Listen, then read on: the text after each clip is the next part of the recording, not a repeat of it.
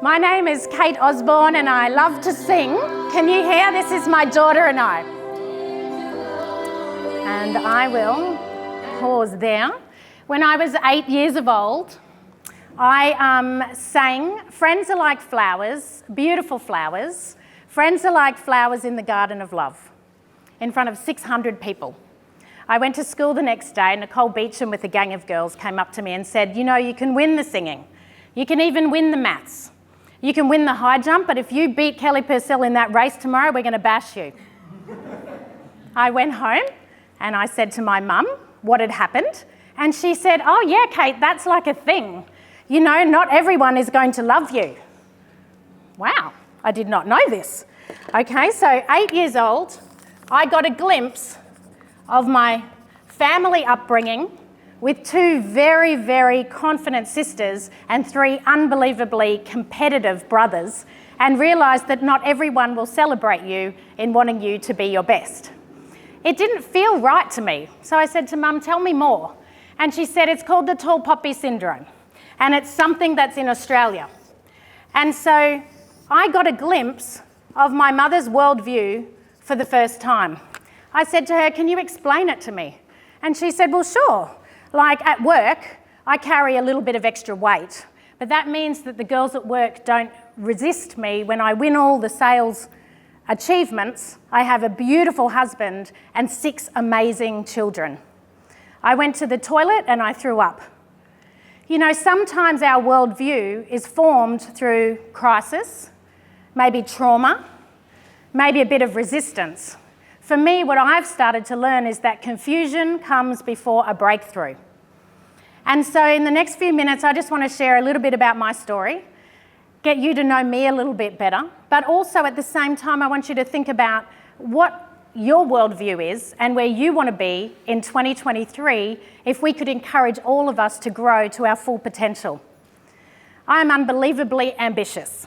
And in the next 20 minutes, I want to share with you my 6 Petal philosophy on life. And I want you to think about that, of how maybe I could benefit you in the future. See, Mum said you've got to find out what people want and what they deeply care about, and then you must help them to get it. So for me, I wanted the respect of my brothers and my father. I worked so hard during school. I graduated in the top 9% of the state. And I was admitted into the University of Queensland, which is a top tier 1 university, the first of my siblings.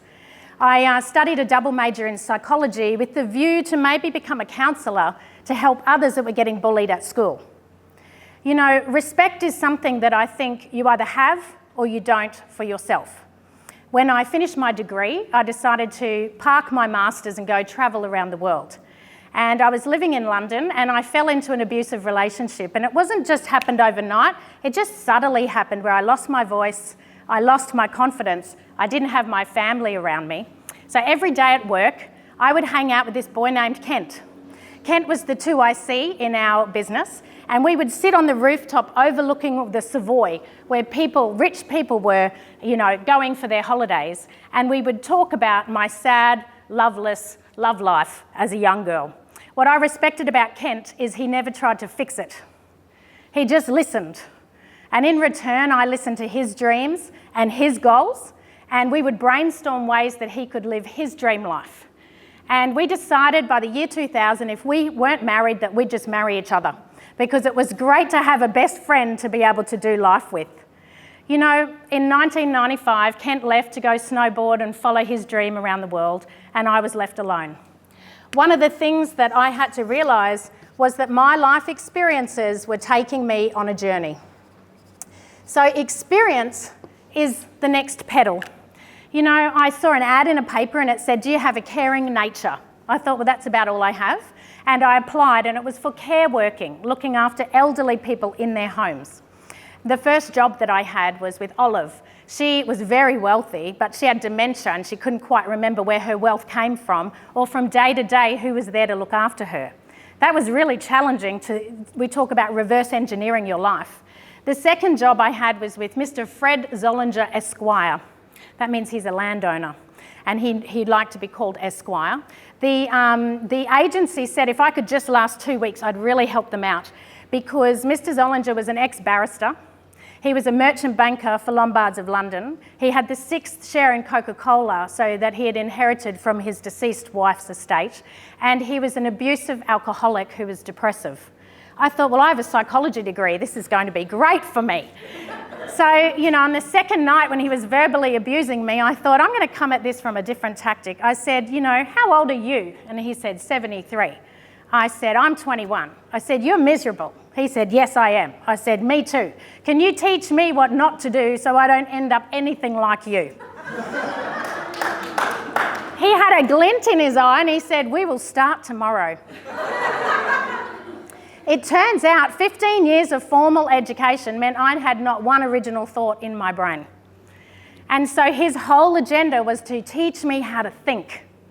And it took 7 months, and I had my first original thought, and we celebrated with a whiskey. It was very exciting. After a period of time, we started to build trust with each other. And it was about at the 8th month mark where Mr. Zollinger really queried me about my strong faith. You see, he was an atheist, and he was terrified of dying. And I talked to him, I'd always been trained from my mother's, worldview. Death was like taking off a tight shoe. Surely that would be a good thing. And so we started to explore and challenge each other on our worldviews. What I found was that thorns can block the beauty in life. Sometimes it's a crisis. Sometimes it's a life event that happens. Sometimes it's a partnership breakdown. See, Mr. Zollinger's wife was perfectly healthy. She just went in for routine surgery and they gave her a poisonous blood transfusion. There was a reason he was an angry man. And tenderly, sometimes we have to deal with the thorns of our life journey before we can see the beauty in someone's journey. For me, I shared with him a lot of the trauma that I'd had, and we came together in a time of our life to really serve and help each other. I think world experiences and world views happen in about somewhere between 0 and 7. You have a fixed emotional tie to belonging. Mr. Zollinger was a child prodigy. He did not speak until he was 4, and by age 7, he had mastered 7 languages. He got tuberculosis of the eyes, so they sent him into France in an infirmary where he had injections morning and night straight into his eyeballs. Because he was so intelligent, they decided, instead of sending him back to his mother, send him on to England, straight into boarding school as a young baby. He never had that connection, and I believe that was where his fear was coming from. I said to him one night, it's really easy to die. You just have to make a decision. We've done everything on earth that you needed to do. Maybe we just need to settle this eternity conversation by you sending me a rose when you make it to the other side. The housekeeper said, no, send me a catastrophe. Then I'll know that you've made it to the other side. So we had this really interesting evening where, he was drinking his whiskey and chuckling away and imagining what he was going to do. We put him to bed. Less than 70 hours later, he died peacefully in his own home. It was such an amazing experience. I did get my rose, and on the day of the funeral, I called from the train station to be picked up for the funeral, and nobody answered the phone. I called a taxi to the estate, and the housekeeper was sitting there having a cigarette. I said, why didn't you pick up the phone? And she said it never rang. She went to the village. There was no phone lines. We had all his wealthy family coming in for a funeral with all the limousine and the cars. And BT, British Telecom, were up on a post and she was screaming at them. And he said, lady, I don't understand it. This estate is fine. This estate is fine. There is one fault leading into this estate. So when she came home, I said, I got my rose. I hadn't paired it together because she got her catastrophe. What a memory. For me, what I suddenly started to realise is that what was critical is that I needed to take ownership. I had convinced him to take £10,000 out of his estate and trade on the stock market. I wanted to be next to a real trader. What interested me is that he had a bowel movement if the Dow Jones dropped significantly. He was a real trader. And with the profits that I made off that account, he left them to me in his will. The only clause was I had to use it for experiences, never for property. I took a one-way ticket into Turkey, and I spent 7 months travelling around the Middle East, meeting women from all around the world, Syria, Jordan, Egypt during the Kurdish War. I flew into Greece and spent time just with families. I'd hang out at beaches and they'd say, "Where are you staying, dear?" I'd say, "I don't know, I just follow them home." Anyone who looks safe with some children, and I just stayed in local people's homes.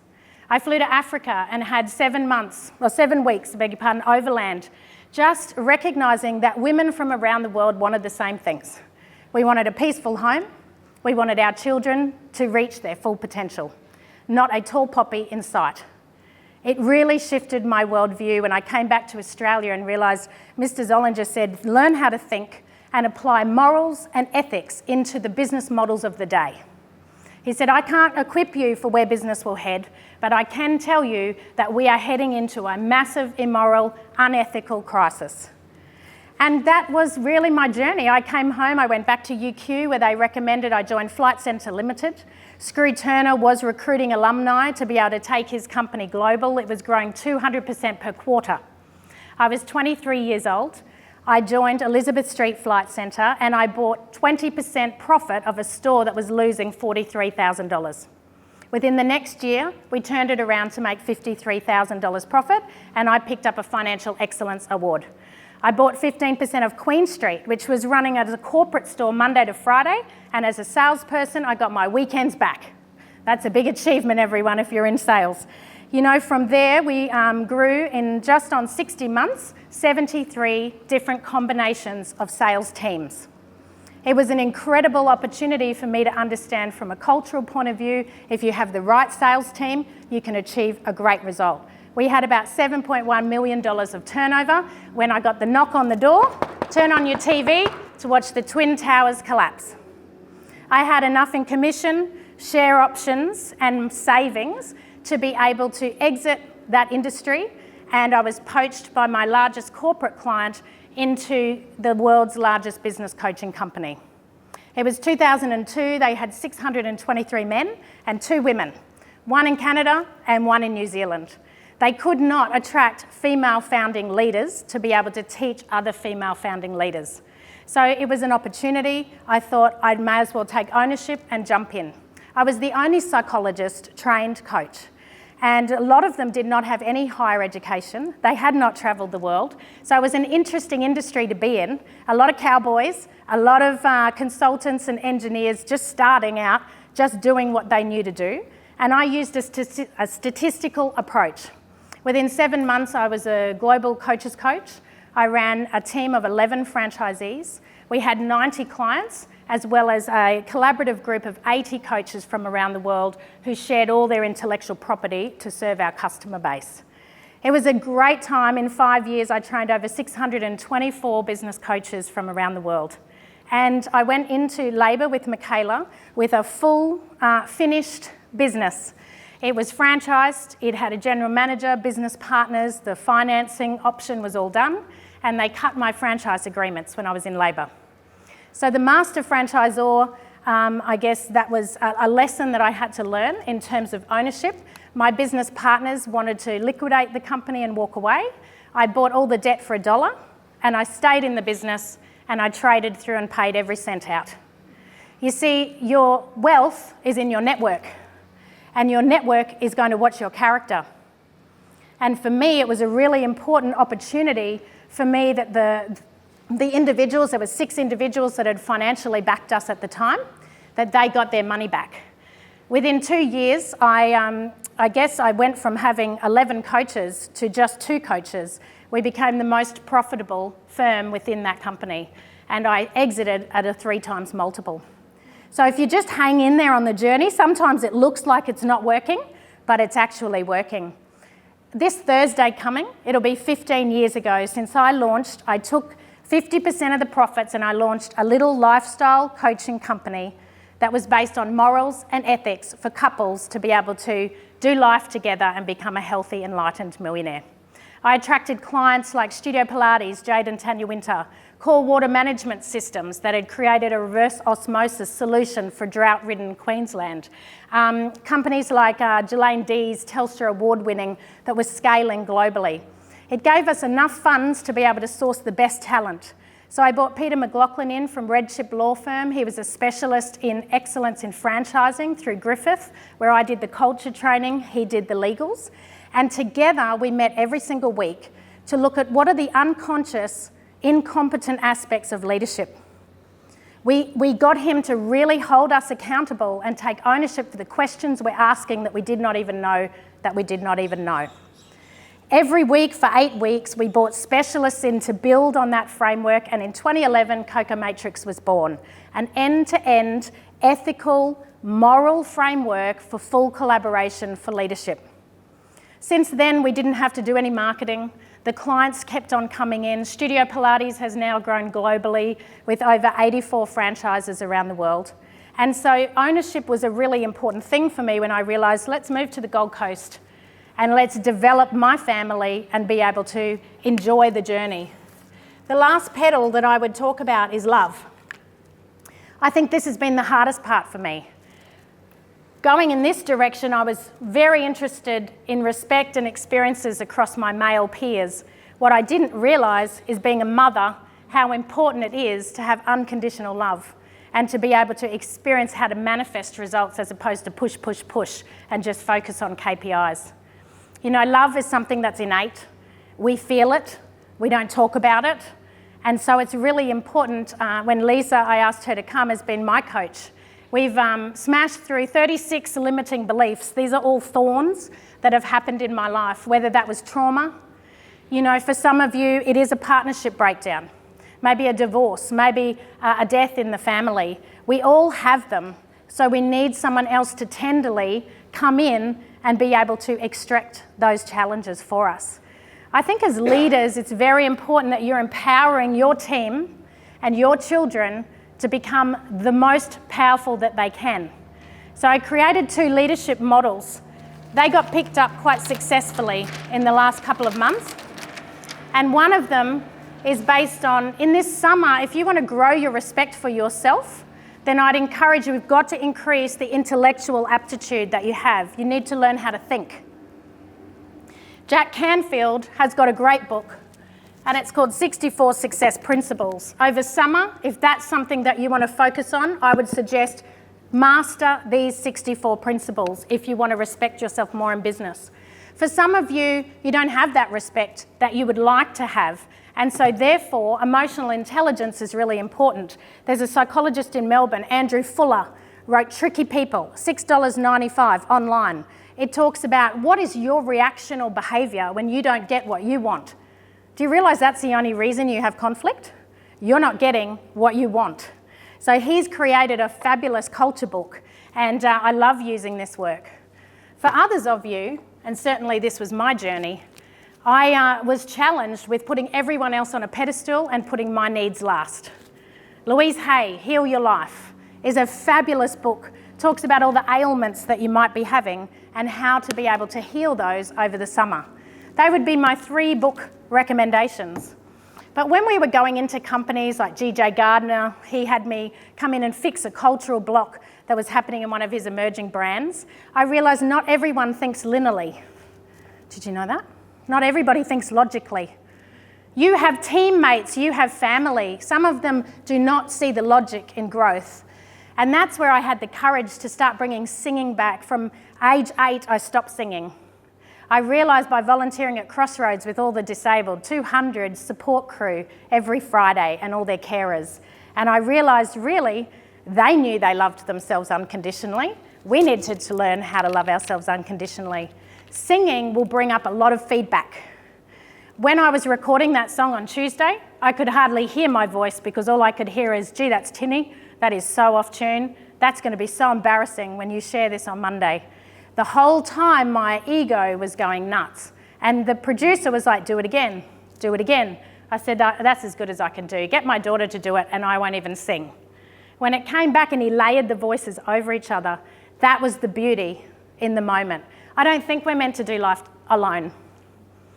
I really don't. I think it's going to be better if through our vision we can change by getting our thinking right and have some faith, use our power and agree that there are some real victims in the world. This drama hook here, when some of you change and you drop into the victim, I know I've fallen into that, just getting my bioscan as an example. You know, there's a reason I'm 51. So sometimes we fall into the drama hook of being a victim. I want to challenge you all in 2023. What do you want? What's your wow goal? How can I serve you? If you let me know what you deeply care about, I'll help you get it. You don't have to bash me, you just have to ask me. If you ask me nicely, I'll say sure, I'll just help you get it, because that's my nature. And like a flower, our nature is just to bloom and blossom and grow. I don't think there's ever been a flower that said to another flower, could you just turn it down, I'm having a bad day. And that's what I really wanted to connect with. So I've given you two little models there. One is a reminder of the rose theory. I'm going to play the rest of the song if anyone wants to sing along. I want you to think about what you'd want in 2023. The other is something that really impacted me in the last year, which is, my hormones affecting my thinking. And there's a great book by John Gray that I've been telling everyone about. And I really want to encourage you, men and women, to learn at the next level how we can affect each other by our listening skills and our actions. And so that's what's really important to me. So thank you everybody for indulging me. I shall play the rest of the song. This is my journey to my dream home. It's been a horrific journey. And so next year I would like to own my home. Will you help me get it? And you think that love is only for the lucky and the strong. Just remember in the winter, far beneath the bitter snows